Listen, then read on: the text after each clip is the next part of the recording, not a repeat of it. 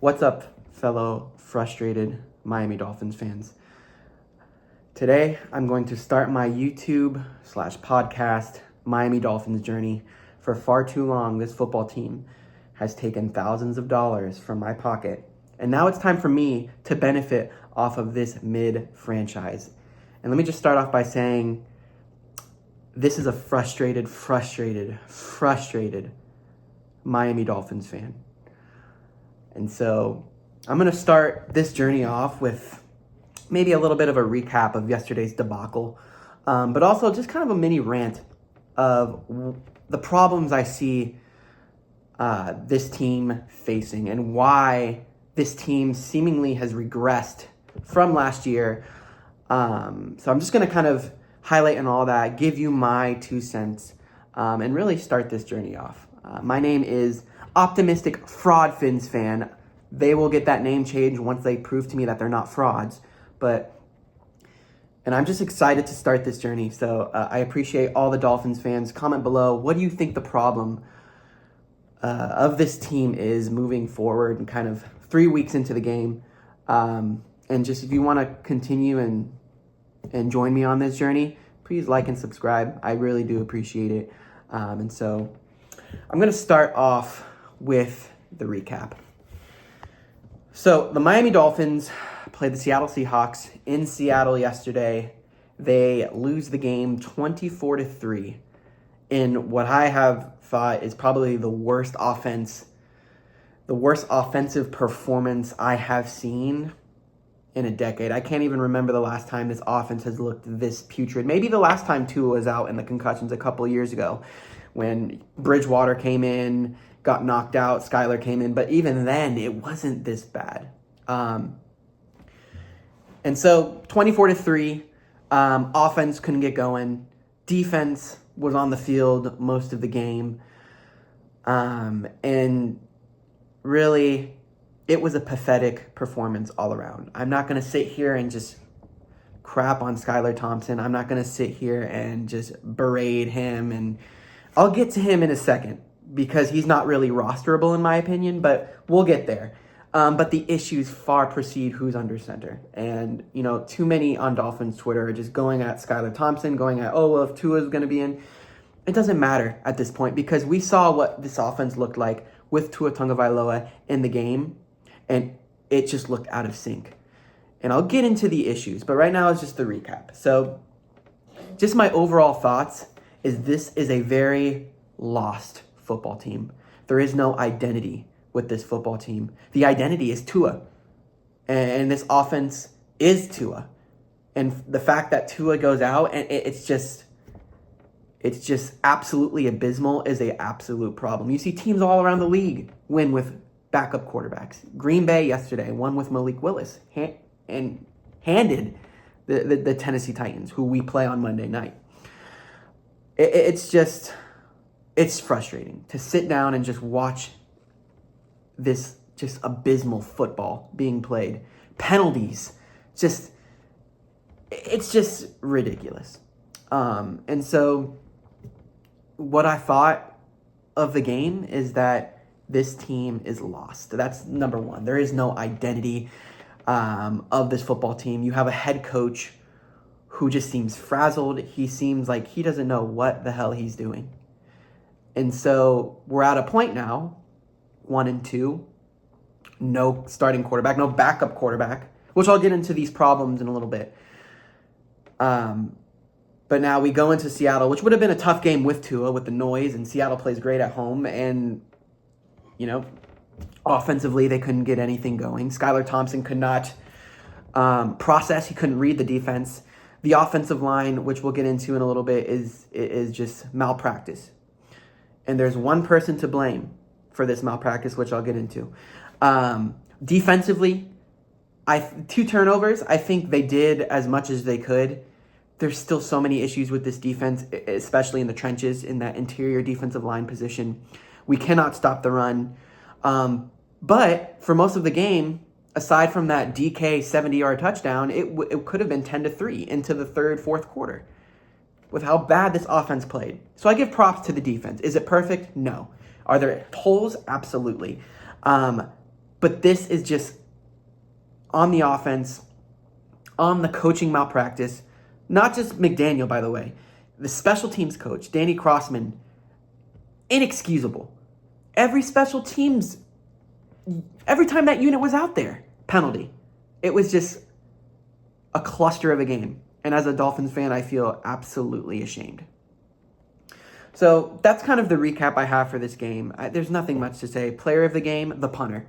But let's get into some of these issues and why I think this team is totally lost. There's 3 underlining issues for me as far as why the Miami Dolphins just seem like an utterly lost franchise. Number 1, and this has plagued this team for decades, the malpractice and the ignoring the most important position in football, besides the quarterback, which is the offensive line. Fans have clamored for years, fix the offensive line, fix the offensive line. We have constantly put Band-Aids on the offensive line.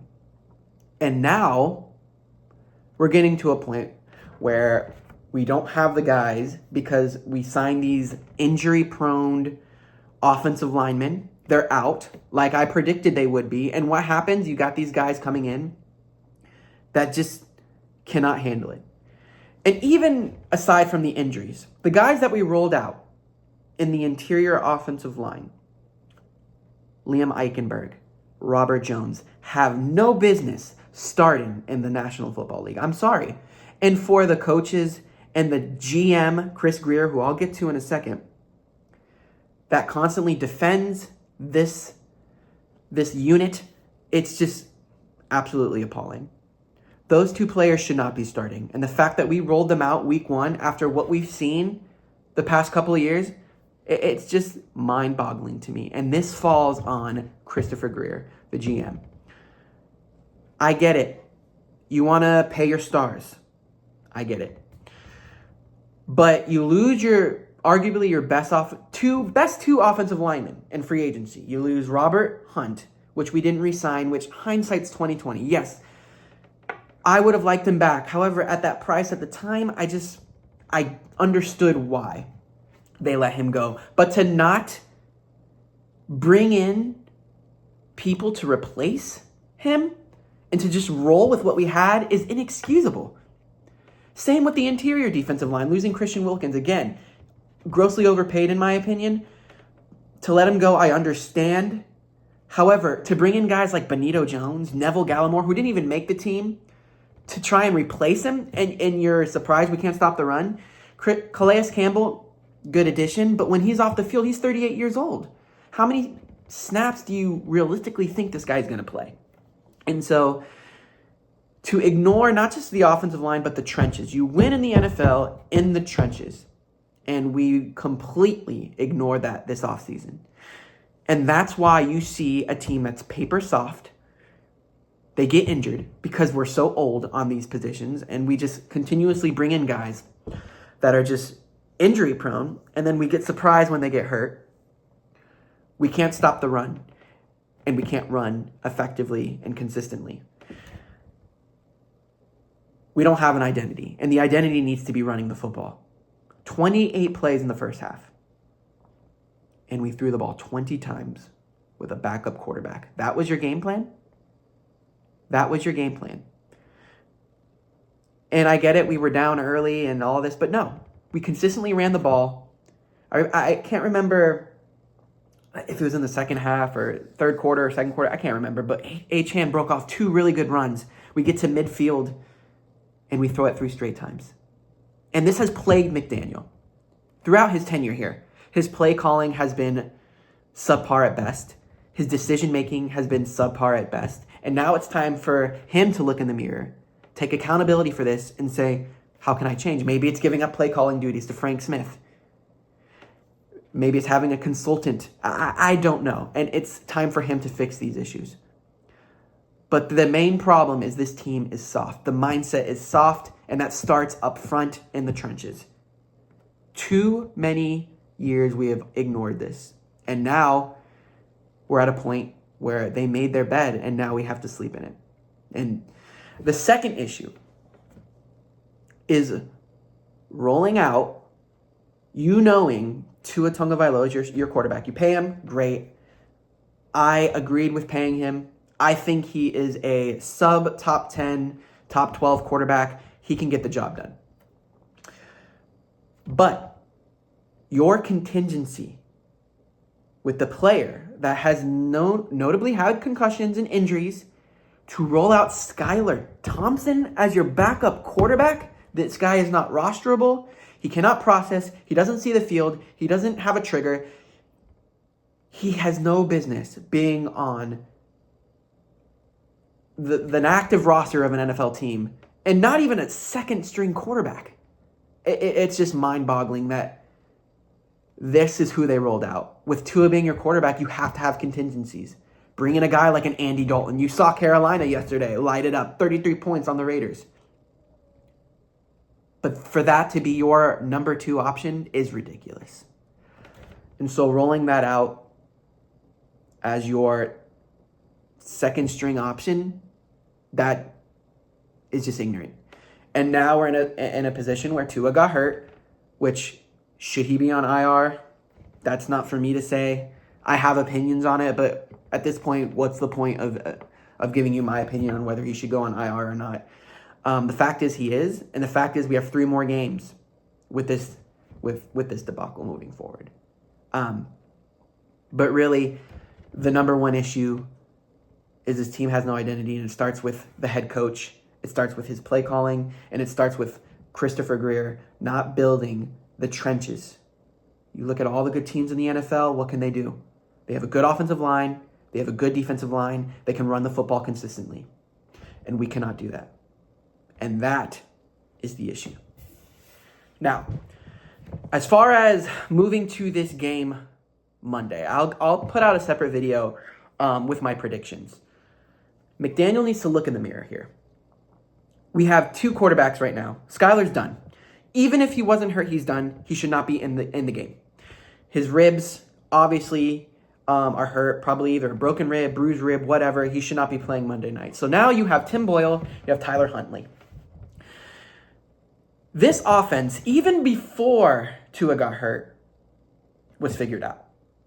And this is across the board. You know, I read somewhere almost a 40%, 50% increase of too high, cover 2 being played. Obviously, these defensive coordinators came in this year wanting to stop the big play. How do you beat cover 2? Well, to put it in simple terms, run the football, okay? You want to defeat cover 2, you run the football. You're a power team, and you run the ball down their throats. We can't do that, okay? This offense needs to be simplified. It's been figured out, and it needs to be simplified, especially now that we have these 2 quarterbacks who have barely been here. You cannot be stubborn and roll out the same offense. You need to dumb it down, and you need to go with Tyler Huntley. He's played multiple games. His records maybe not be the best, his stats, whatever. He's proven he can win the game, he can improvise, he can use his feet, and he can throw the football consistently. We don't need a Patrick Mahomes out there. Just get a guy that can complete first downs. And we need to run the football consistently. I don't care if you run it 3 times and have to punt. I don't care. Run the ball. Run the football. That's what they need to do. They need to dumb it down, get maybe 20 plays that Tyler Huntley can run consistently, and go from there. Play action boots. Get the ball out quick. Run the ball. Zone runs. Screens. Put the ball in your playmakers' hands. Waddle, Hill, Achane, Wright, Jonnu Smith. You have all these weapons and you could score 3 points. Dumb the playbook down. It's time to kind of just simplify things. And that's what I would do if I'm McDaniel moving forward. Now, as far as my predictions, I'll let the week kind of play out and the injuries roll out. I'll put out a video midweek, maybe Thursday or Friday, to kind of push my predictions. But that's kind of what I had to get off my chest right now. I'm frustrated. I am frustrated with the effort. I'm frustrated with no direction. The same issues from last year come into this year. We did nothing to fix the problems that we had last year. and we just expected things to magically get better. Us Dolphin fans are sick and we're tired. This franchise needs to do better and look in the mirror. Take accountability, admit when you're wrong, and we need to change. I appreciate you guys. I thank you guys for being on this journey with me. And look out for the next video. Peace.